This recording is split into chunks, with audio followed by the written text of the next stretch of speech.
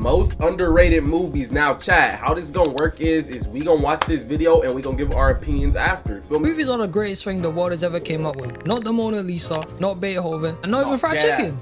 Okay, I'm lying. Fried chicken is the MVP. It's the best. But the entertainment industry as a whole will never fail to get me gassed every time I see a different show, play a different game, or watch a new gold anime. Everyone loves it. We all love it. What's y'all favorite shows, chat? I'm gonna keep it a buck. My favorite show is You.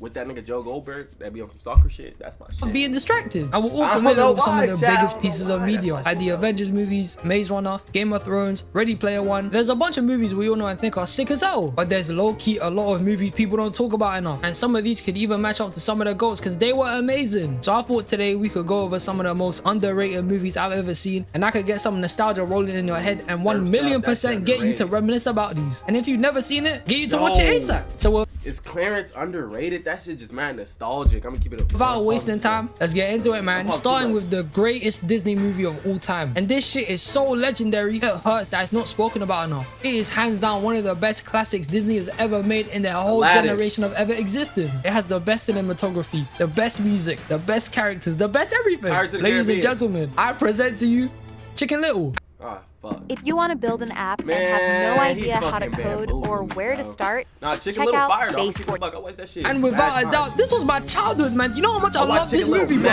When I was a kid, this was my guilty pleasure. This movie was one of those things as a child. I used to binge it, fam. I had it on DVD and everything. This was sick. I love Chicken Little growing up. And I was kind of surprised to find out that not a lot of people rock with it or even heard of it. This back in the day was something else, I'm telling you. Now, if you're not familiar with this movie, bro, what used to be my shit, bro, when I was little was Fat Albert, bro.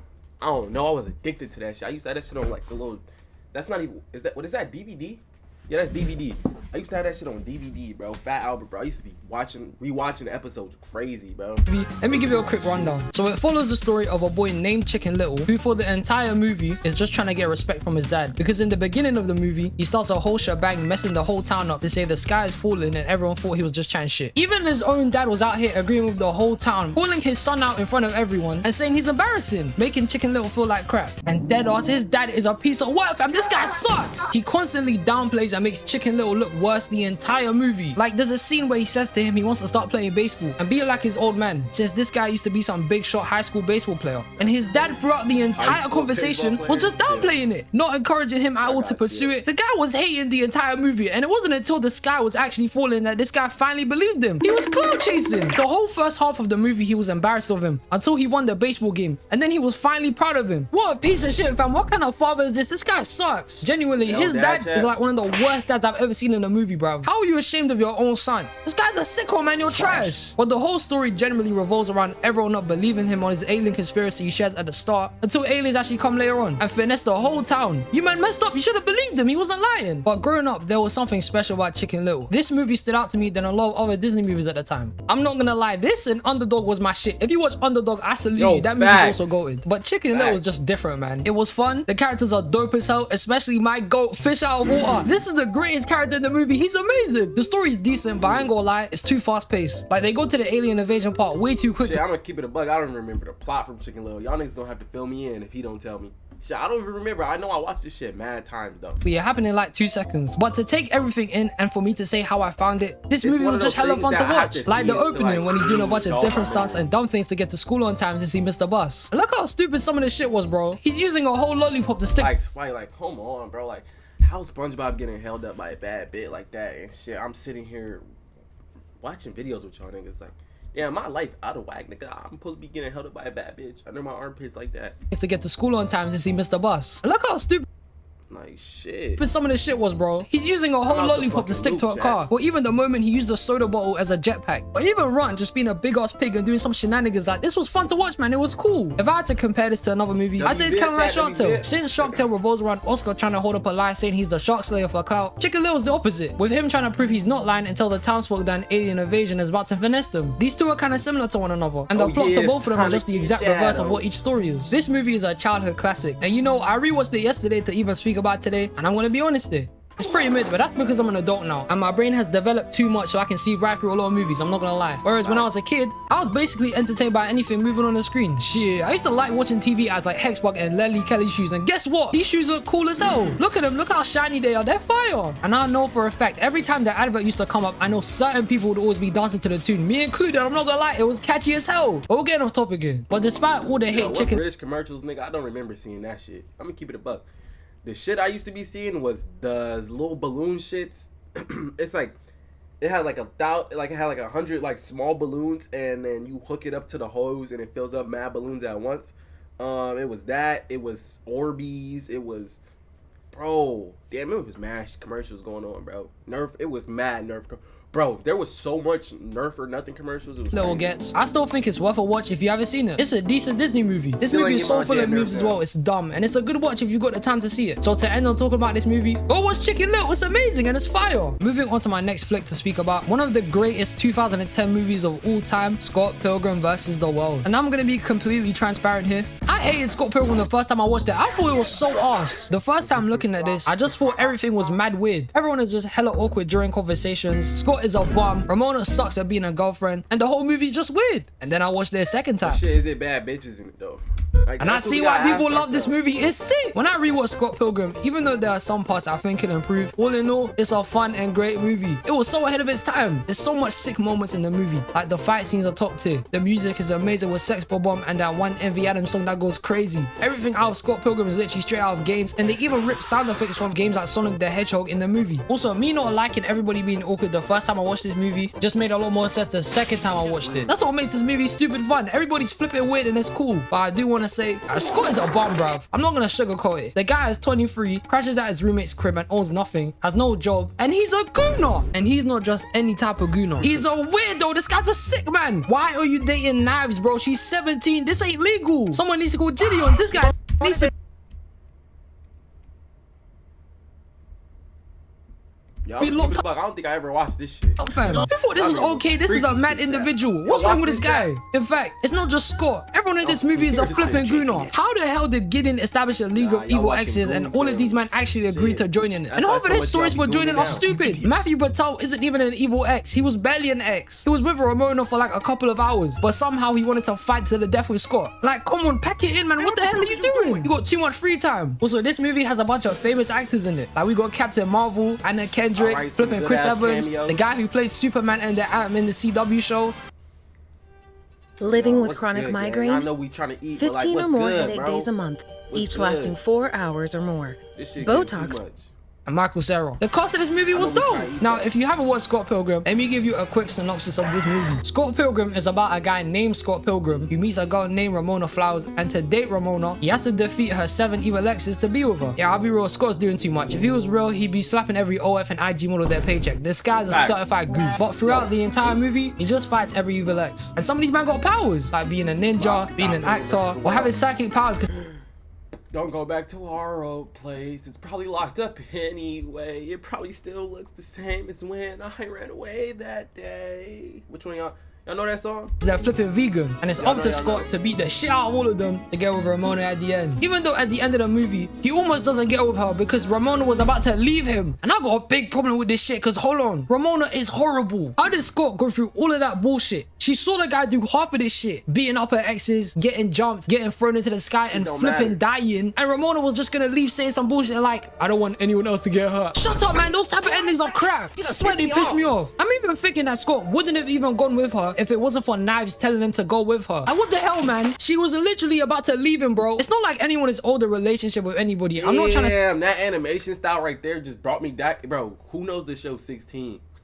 Yo, that shit was so fire, bro. Say Ramona had to get with him. But you seriously tried to dip after all of that? Don't piss me off, man. And it's not even just how she tried to leave Scott. She handled breaking up with each and every one of her exes so horribly. No wonder they all crashed out and formed a league. She dropped Lucas Lee for Todd in like a day. And I'm pretty sure every other ex wasn't even long term. They were all temporary. She had no stable connection with anyone and ended it with all of them for what? For no reason. Ramona is a horrible communicator. She's terrible. But see, their relationship isn't even the true ending to Scott Pilgrim vs. the World. It's not that he ends up with Ramona is that Scott finally got some balls and gets some self-respect for himself and treats others properly. Throughout the movie, Scott was just brain dead. He didn't want to be real with knives about Ramona and break up with her. He didn't ever want to pattern up and get out Wallace's house. And he didn't even care about— Which one is the 17-year-old, chat? That's what I'm trying to figure out. Is it remote? Wait. I'm confused, bro, based off this recap. Again, his band signed or even apologizing to Kim. This guy was a prick, I'll be honest. But later on, as the movie progresses, it takes him dying to realize he messed up and actually told everybody how it was, which is Scott's whole development summed up. He went from being an absolute douche to being better. It's character development, man. Character development. Scott Pilgrim is a must-watch. It's literally a game turned into a movie. That's the whole vibe I got from it. And the anime is just as fire. Takes Off is sick. And it's not even the same as Versus the World. It's completely different. Scott Pilgrim Takes Off is about Scott disappearing in the first episode to Ramona investigating where he's gone and what happened to him. And in the anime, you get this sick animation, cold fight scenes, a better story which each episode focusing on a different character and giving us more to them. And it fits the atmosphere a lot better to the characters, I'm not gonna lie. Like, you wouldn't believe it. The villain in Takes Off isn't an evil ex. It's Scott. His older self cocks himself in the future. This guy's a dickhead. But the sick fight at the end and when they jump older Scott is 10 out of 10 animation. It's fire. Scott Pilgrim is a legendary series. The movie's full of a bunch of references. It has one of the best opening intros I've ever seen in a movie. A lot of likable, decent characters and a good storyline. And the anime is just as dope. The animation is flawless. The characters in the anime are even more awkward and quirky, which makes the show much better. The fights here are just like any other top tier anime. The story here gives you more to see about everybody else and develops the characters in the show a lot more as individuals rather than just Ramona's exes. And that mess with it heavy is dope as hell. If you haven't seen anything related to Scott Pilgrim, you gotta jump on that, because I'm telling you, you'll get so gassed at watching this for the first time. It's crazy. Believe that. And now, ladies and gentlemen, this brings me to the final movie. And this shit is— Which one of y'all haven't seen either? It's a UK masterpiece. It is by far the best movie to ever come out of here. This shit is so legendary. It speaks volumes as soon as you say the title. It is 100% one of the greatest movies to ever exist. But without further yapping, I present to you the one and only Attack the Block. Now look, like I just said— What the fuck is that, chat? What is Attack the Block? This movie came from the UK, and I don't think it was that big internationally. But this right here is a certified hood classic, man. This movie is sick. Before that was Top Boy. Before— Yo, they making soup. Yo, they got old Supercell. Yo, let me chill, cause that's the only UK show I know, Supercell, with some shit like this. Before there was Supercell, before there was flipping Armani, we had this beautiful masterpiece. This right here is everything. This is the most underrated movie to exist. Attack the Block is a chef's kiss, man. It's a mythical movie. This shit made John Boyega famous. This was a career star movie. He would have never been in Star Wars if it weren't for this shit going crazy. I'm telling you. Now, if you've never heard of Attack the Block and you're mad confused to what I'm saying, think of it like this. Attack the Block is literally just aliens mixed with the Mandem. This was tough. So let me quickly run you through what Attack the Block is so you guys can understand what I'm talking about. Attack the Block is a movie about aliens attacking a council estate in South London after a bunch of gang members jump one alien, which gets the rest of them to come to Earth to try and kill the Mandem. And the cast of characters goes as Moses, Pest, Jerome, Dennis, Biggs, Tonks, and the legend himself, Hi-Hats. And you see Hi-Hats, yeah, this guy's a joker. He had a whole song and everything. Shit went like, get that snitch, get the strap, don't give a bruh. This was my shit, man. It used to go crazy back in the day. This UK niggas blowing my shit. Pause. Yo, what is this shit? movie is so underrated and underappreciated. It needs to be studied. If you were to walk up to any person in London and ask them about this movie, I'm telling you, they probably sit there after you mention the name and all the nostalgia will just climb into their head. This movie can't be described. It's beautiful. The story is sick. The action is amazing. The aliens in the movie look great. I mean, look at them. They got green teeth. Shit was mad. And the humor in this movie is unmatched. You've never seen anything like it before. But there was so much to this movie. At the beginning, the cast are just a bunch of menaces. They rob the lady and finesse her for some money. But as soon as the alien invasion happens, they gotta start locking in. They get serious. They start being better people in a life or death situation and actually do right by the same woman they robbed at the start of the movie. Moses comes off as a troubled adult at the start who ain't got no choice but to sell drugs and run for hi-hats. Yo, gang, I knew I seen that black nigga somewhere. Then he said Star Wars. I'm like, yo, I seen this nigga at. But then after the aliens come in, it forces them to get serious and he changes near the end of the movie when he decides to almost sacrifice himself and take accountability for even bringing the aliens here in the first place. That was not Clarence. That was not Clarence.